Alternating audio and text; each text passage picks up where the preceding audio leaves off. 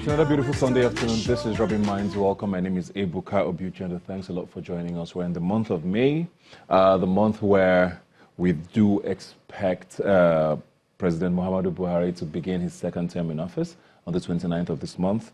So that's definitely something to look forward to. The beginning of 4 more years of the next level, like his campaign had said. We're looking forward to greater things, of course. But Mr. President is currently out of the country on a private visit to the United Kingdom. Many speculations are going on about what the trip is about, whether it has anything to do with his health or medical checkups or whatever it is. But most important thing is that we hope that he comes back at the end of the 10-day visit, I believe, to get ready and get re-engineered or revitalized for the next 4 years. A lot of people are hoping for a shake-up with regards to his cabinet and his security operatives, because not many people have been excited about the way things have happened in the last 4 years with the way the economy has been run, especially with regards to security. And that's what we're going to be starting off our conversation today with.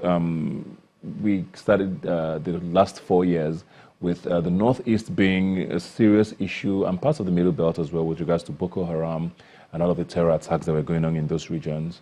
But things have evolved since then. We've had herdsmen issues go on. Now the Northwest seems to be a hotbed, with a state like Zamfara being a big issue and a big talking point with regards to security in the country. So we're going to be trying to see what is really going on and what we should be expecting in that area. I have here with me Mr. Amachree, retired DSS director. Thanks for being here today.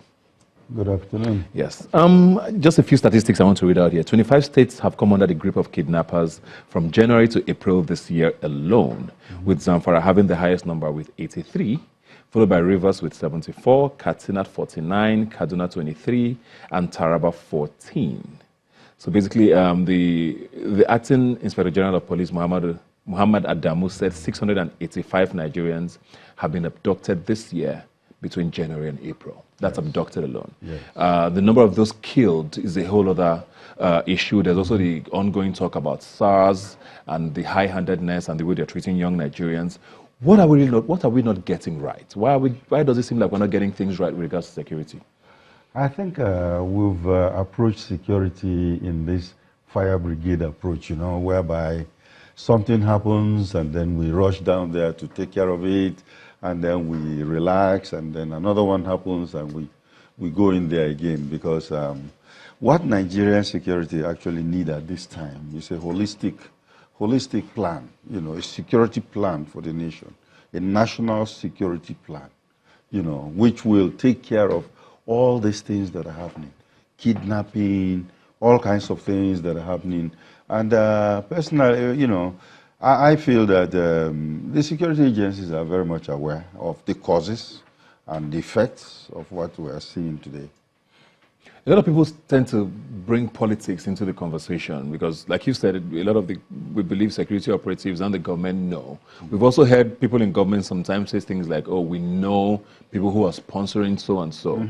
So the impression a lot of Nigerians have is, we know what is going on, but why then is it so hard to fix? Are there political angles to this, or is it just a lack of will to do anything? When you think of security encompasses 3 major issues in society: politics, religion, and the economy. That's the playground for security. And when all these things are involved, of course, different kinds of interests, politically, which of course will impinge on the government itself, and then of course the economy, people trying to live a better life, and then unemployment and problems coming up like that. And then of course religious, where in Nigeria we're very religious people, and we feel that our religion comes first than even we being a nation. Yeah. How do you think the present government has done in the last 4 years? Because Mr. President especially has gotten a lot of flack with especially how he handled the herdsmen issues. Because people were saying, oh, maybe he had some vested interest because he was a patron of certain organizations that might have been involved in, in the cattle rustling, and, it became a whole issue for about 2-3 years of the last administration. how do you think they've done? Boko Haram seems to be a little quieter, but it doesn't mean they're completely silenced. You know, Zamfara has become, like I said, a big issue all of a sudden. Yes. And the Northwest has been very calm for a long time. So how do you think he's done, and why do you think things are that way? I will say that the security agencies have tried their best. You know, they have tried their best. They've done as much as they could. The police itself, you know, is spread so thin in the country, whereby they couldn't cover everywhere. And when something happens, they move them there, and then another thing happens, they move them from there and take them somewhere else, you know. So they are not steadily, you know, systematically approaching the security problem. And that is the major issue, because if there is, remember when there was robbery along or a Bini Road, you know, we started putting soldiers and policemen over there, and now they've left that area, and they are right now in Kaduna, Abuja Road, and then we've moved people over there, and then from there we're going to move them somewhere else. No, so that's not the thing. I think there should be a systematic way of approaching this issue and fighting it. So how do we get to that systematic way, and why is it so hard to figure out? I think one thing the politicians will do would be to give some leverage to the security agencies. Give them the equipment they want, the personnel they want, and let them use their expertise in doing what they know best in doing. Yeah. You know, because see, police, we have less than 400 policemen to cover this big country. They cannot cover 400,000. Yeah. Yes. So give them, I would want them to double the number for them. Is that possible? Is that something that, because I'm talking about looking at the future in the next 4 years of this particular government. Is it something that can be done? Talking about doubling, and how does that happen? I feel that they can double the number of policemen in this country. Hire 400,000 more. Train them for about 6 months. Do we have the resources? Oh, you get the resources. If you don't have the resources, contract the resources. But the manpower is there. We have unemployment, and that's one of the causes of kidnapping. You know, a lot of graduates coming out from the universities and no jobs. And of course, these trained minds have to start thinking. You know, and when they start thinking, they come up with all kinds of things. So they are there. You know, hire them, train them, and send them out to do real police work. And I think we should have some support there. We're still going to come back to, you know, solutions, which is what we're touching on. But I want to talk on something that's, you know, it's been around for a while. It was one of the main promises I believe this government made with regards to the Chibok girls. Yes. You know, and the Dapchi girls have now joined the equation. There's a lot of children who have been abducted over time, promises made about bringing them back. We're going on about 6-7 years now without any sort of seeming progress. In fact, it's not even a headline news anymore. You see it in like the 3rd, 4th page of newspapers now because it's not that quote-unquote serious. Because there seem to be bigger issues now. Is that the end of that, you think? It's not the end of it, because it will still be there and people will still be agitating for their release. You know, the problem with all this kidnapping, and remember, kidnapping is a source of raising funds by terrorists. And that's what they did with the Chibok girls. That's what they did with the Dapchi girls. And then, of course, right now they've kidnapped some girls again in Zamfara State. And the whole thing is that, you know, when they have the source of money coming to them, when these girls are kidnapped, then you are indirectly fueling the cause of these terrorists. Yeah. That's why some governments have zero tolerance on kidnapping, zero tolerance. They don't pay kidnappers. Yeah. They can negotiate with them, because some of their men are also has also been arrested. We can do exchange, we can do prisoner exchange and stuff like that. But to give them bulk sums of money, these guys are going to use it to, you know, buy some more arms with which they are going to come back at you. So I think we're going about it in the wrong way, because we are not supposed to be giving the terrorists any kind of money. So what do we do? Because I mean, I think I asked that because it looks like there doesn't. we don't seem to get a lot of communication, first of all, from government. I understand that security issues are very, you need to be very covert and very secretive with a lot of your decisions you make. But we also seem to not get a lot of sincerity, with regards to what is going on. Sometimes information comes across, we find out later that, oh, that wasn't exactly what happened. Sometimes numbers are sort of, reduced so that people don't get it. I don't know whether it's because they are worried about people getting into a panic situation. But it's to avoid agitation. This lack of communication as well makes people... I don't know, what should they... Why is that the case? I don't know. A lot of Nigerians don't just know or seem to know what's going on. There are certain information that should be in the public space. At least people are worried. And if you keep all security information from them, it even spoils the whole deal because, when there is a gap in information, people tend to manufacture or start to add to it. Exactly. So there should be, and the government information officers, either in the army or in the police, should be able to come up with current information that they give to the public and tell them this is the situation where we are, without necessarily divulging security information. But tell them, well, this is where we are, and this is, the situation, and we are going to be doing something about it. Yeah. You don't have to tell them everything. Now, the thing is that we've politicized this thing so much. It takes political will for, people in government to come out and say, okay, we are going to solve this problem. Because government have all the powers to solve this problem. Who is Boko Haram? Boko Haram is just ragtag armies that are being sponsored by some foreigners. We've had that for so long. Yes, and they're there, and people have politicized it, and there are people that are gaining from it, and there are all kinds of things around Boko Haram today, But I think we need strong leadership to face this thing and say, look, we are going to solve this problem and solve it once and for all. And do you see that strong leadership in the next 4 years?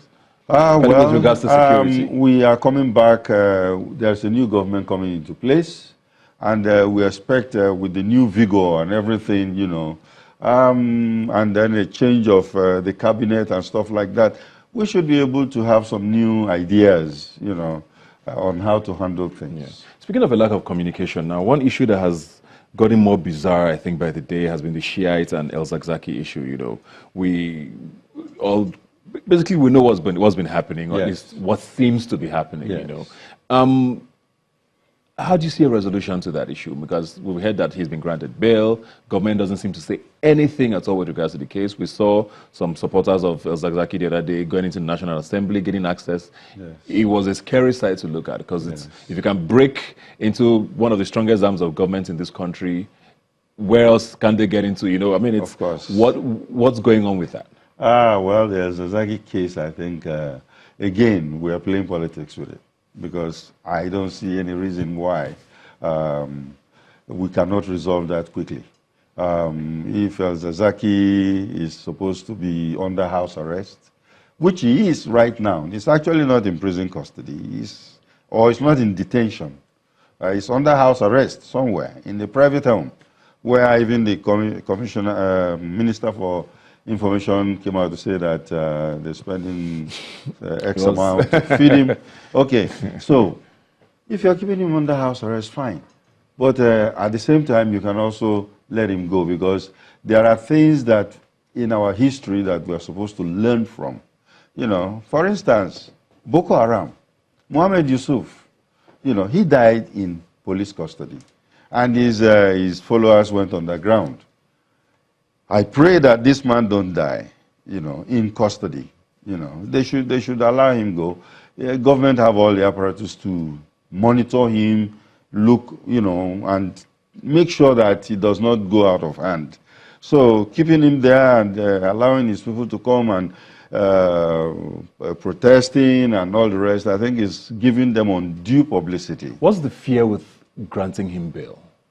I don't know. I cannot tell you that because maybe government has some kind of information they have that is not available to all of us. But I feel that no matter what it is, if he's allowed to go and then keep security people to keep an eye on him, I think we should be able to handle it properly that way. Yeah, you were talking solutions earlier. I want us to come back to that now. And I don't know, one of the main candidates for president, Atiku Abubakar, had said he was going to have conversations around, having state police, for example. I know the APC has also touched on that as well. Some governors, I believe, are in agreement with that. Do you see that happening soon? Do you think it's something that we should explore? I think it should happen. I know that it is already happening, but it's happening in the wrong way. For instance, state police. Just some weeks ago, I think, was it last week or so, the Inspector General, the President have told the Inspector General to go ahead and, start community policing. Why call it all kinds of names? It's still the same thing, state police. What is the idea? The idea is to bring policing straight to the grassroots, to the communities where, the policemen will be very, very familiar with the communities, and by that kind of familiarity, there will be some kind of synergy to fight crime. So why don't you just call it state police? Because I believe that, state policing is the way to go. It's been happening in other parts of the world. It's very, very successful, But we have this thing in Nigeria. We believe that. Do you know that it was actually the APC that was fighting for state police? Initially, all of a sudden. Yeah, and then they are in government now, and now they have the power, And they don't, the police, SSS, and all those people, the army is like the teeth of government. Yeah. And they don't want to lose it, With this, I can use it. And that is not supposed to be.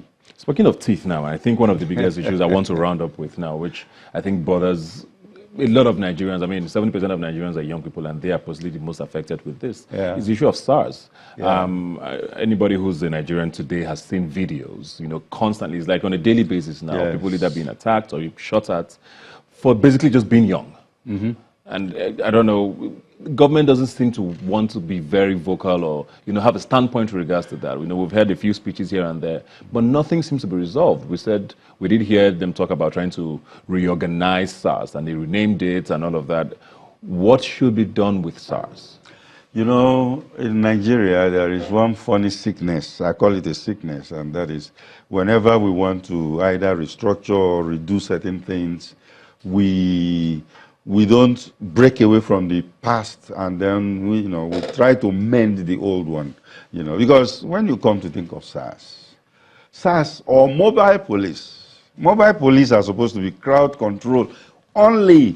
They are not supposed to be all over the place. They are not supposed to be being bodyguards to rich people or politicians.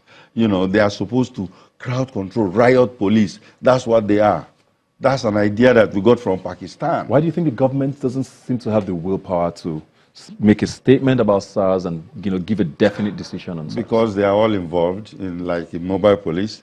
But for SARS, which is a crime fighting unit, I think if you continue fighting something in one way and it's not working, you should break away and go somewhere else and try other ideas.